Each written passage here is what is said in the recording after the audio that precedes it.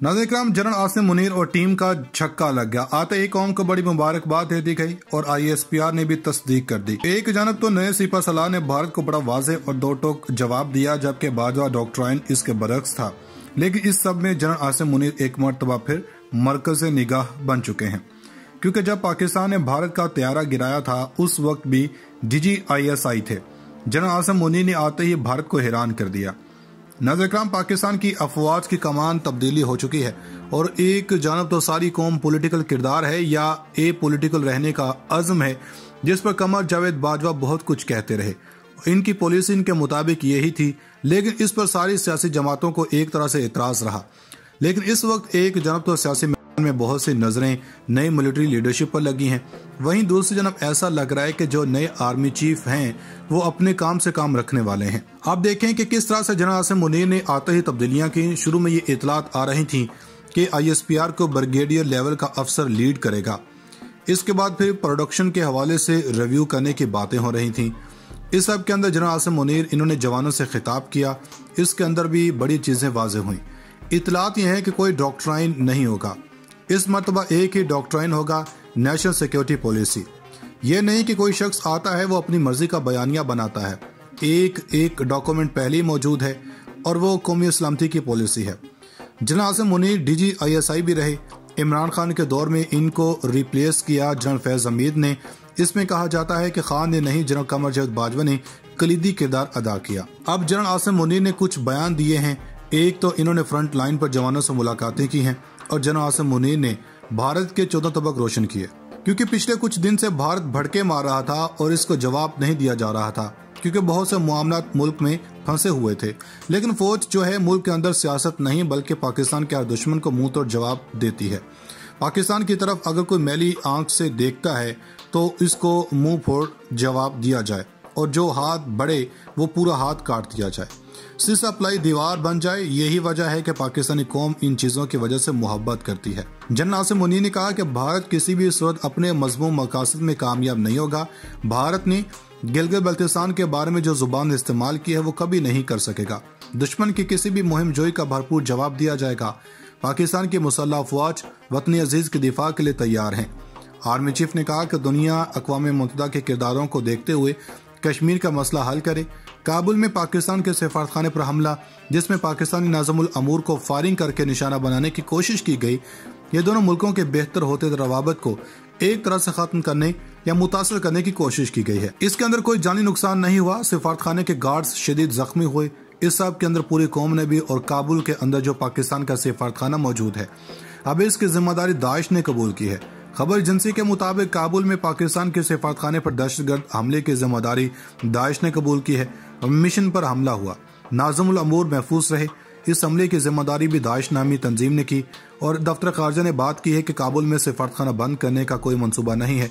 पाकिस्तानी सफारतकारों को वापस भी नहीं बुलवाया जाएगा। पाकिस्तान अफगानिस्तान से राब्ते में है। अलबत्ता इजाफी सिक्योरिटी के इकदाम किए जा रहे हैं। एक जानब तो सफारतखाने पर मुसलसल राउंड फायर किए गए। इतलात ये हैं कि पाकिस्तानी मिशन के सरबराह हैं, इन पर स्नाइपर के जरिए हमला किया गया। 7 बार स्नाइपर शॉट्स किए गए। हमलावर और इसके सहूलतकार को अफगान सिक्योरिटी फोर्सेस ने गिरफ्तार कर लिया। यह हमला सफारतखाने के करीब एक इमारत से किया गया। इतलात के मुताबिक मुलजिम करीबी इमारत की 8वीं मंजिल पर मौजूद था, इसलिए इसने इस कमरे में देसी साख्ता बम भी नस्ब कर रखे थे और मुश्तबा शख्स को गिरफ्तार कर लिया गया। सिक्योरिटी हुकाम ने मुश्तबा शख्स के कब्जे से AK-47 समेत बड़ा असलहा बरामद किया। शुमाली वजीरिस्तान में सिक्योरिटी फोर्सेस ने कार्रवाई करते हुए अहम तरीन हमलावर को हलाक भी कर दिया। शिबा में सिक्योरिटी फोर्सेस और दहशतगर्दों के दरमियान मुकाबला हुआ। दहशतगर्द कमांडर मोहम्मद नूर उर्फ सरकई हलाक हो गया। हलाक शख्स सिक्योरिटी फोर्सेस की कार्रवाइयों और दीगर वारदातों में मुलव्विस था। 30 नवंबर को भी एक बड़ा अहम दहशतगर्द को जहन्नुम वासिल किया गया था। नाज़रीन, अगर आपसे ये पूछा जाए कि पाकिस्तान में इस वक्त सबसे बड़ा सियासत और ताकत का मरकज कौन सा है, तो शायद आप कहेंगे कि वज़ीर आज़म या कोई जगह है। लेकिन तज्जियाकारों के नजदीक इस वक्त लाहौर का जमान पार्क है, जहां पर इमरान खान रुके हुए हैं। इस वक्त बड़ी खबर देना चाह रहे हैं। पाकिस्तान तहरीक इंसाफ का कई घंटों पर मुश्तमिल इजलास चल रहा था। इसमें लीडरशिप ने असम्बलियां तोड़ने की तौसीक कर दी है। चूंकि पिंडी के जलसे से पहले किसी को नहीं पता था यह फैसला इमरान खान का था अब पूरी पार्टी का हो चुका है। इस अहम इजलास में इस्तीफे देने और असम्बलियां तहलील करने की तौसीक कर दी गई है। इमरान खान को यह कह दिया गया कि जब मर्जी चाहे असम्बलियाँ तहलील करना चाहते हैं कर दें, हम साथ हैं। महमूद खान की मुलाकात हो गई जो कि KPK के वज़ीर आला हैं, इन्होंने गो हेड दे दिया। चौधरी परवेज सलाही, मोहम्मद सलाही चूँकि काफ लीग से हैं, इनकी मुलाकात हो गई और दस्तखत शुदा असम्बली इस वक्त इमरान खान की टेबल पर है। हमने किसी इन्फॉर्मेशन की बुनियाद पर बात की थी। मोहम्मद सलाही का इंटरव्यू भी सबने देख लिया जिसमें कहा था कि अगला बजट है, अगर वो देकर असम्बली बर्खास्त करें, लेकिन जो कप्तान का फैसला होगा वो फाइनल होगा। खबर घुमन के मुताबिक वज़ीर आला पंजाब ने असम्बली तहलील करने पर दस्तखत कर दिए हैं। न सिर्फ दस्तखत कर दिए हैं बल्कि ये समरी इमरान खान के हवाले कर दी है। इमरान खान ने पार्लिमानी पार्टी के इजलास से खिताब किया और इन्होंने चौधरी परवेज इलाही की गुफ्तगू के हवाले से सबको बता दिया। कप्तान ने कहा कि CM साहब ने मुझे पूरे इख्तियार दे दिए हैं कि जब भी मेरा फैसला होगा, जिस दिन चाहें मैं असम्बली बर्खास्त करना चाहें वो कर सकते हैं। अखबारों में कहा जा रहा है कि काफ लीग मानेगी या नहीं मानेगी, ये इशू बिल्कुल ख़त्म हो गया। वो मेरे साथ खड़े हैं, इन्होंने मुझे इख्तियार दे दिए हैं, मैं जब फैसला करूँ मैं असम्बली तहलील कर सकता हूँ। इस अहम खिताब से सोत्याल आपके सामने है कि खान ने कह दिया कि सारी चीज़ें ख़त्म हो गई हैं। वो किसी सोर्स के तौर पर ही कह रहे हैं, ये गारंटी दी जा चुकी है। खान ने एक और भी कहा, ऐसा भी नहीं है कि वो असम्बली तहलील करने के लिए वो तेजी में है। इन्होंने कहा कि आदम इस्तेहकाम आता हो, दिखाई दे रहा हो। कप्तान ने एक स्टेटस मैन के तौर पर कहा कि हम हुकूमत के साथ बात करने को भी तैयार हैं।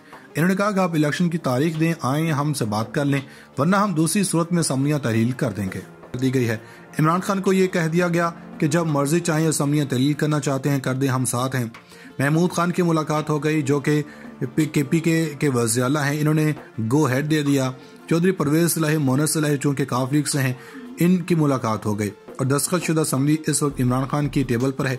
हमने किसी इन्फॉर्मेशन की बुनियाद पर बात की थी। मोहम्मद सलाही का इंटरव्यू भी सबने देख लिया जिसमें कहा था कि अगला बजट है, अगर वो देकर असम्बली बर्खास्त करें, लेकिन जो कप्तान का फैसला होगा वो फाइनल होगा। खबर घुमन के मुताबिक वज़ीर आला पंजाब ने असम्बली तहलील करने पर दस्तखत कर दिए हैं। न सिर्फ दस्तखत कर दिए हैं बल्कि ये समरी इमरान खान के हवाले कर दी है। इमरान खान ने पार्लिमानी पार्टी के इजलास से खिताब किया और इन्होंने चौधरी परवेज इलाही की गुफ्तगू के हवाले से सबको बता दिया। कप्तान ने कहा कि CM साहब ने मुझे पूरे इख्तियार दे दिए हैं कि जब भी मेरा फैसला होगा, जिस दिन चाहें मैं असम्बली बर्खास्त करना चाहें वो कर सकते हैं। अखबारों में कहा जा रहा है कि काफ लीग मानेगी या नहीं मानेगी, ये इशू बिल्कुल ख़त्म हो गया। वो मेरे साथ खड़े हैं, इन्होंने मुझे इख्तियार दे दिए हैं, मैं जब फैसला करूँ मैं असम्बली तहलील कर सकता हूँ। इस अहम खिताब से सोत्याल आपके सामने है कि खान ने कह दिया कि सारी चीज़ें ख़त्म हो गई हैं।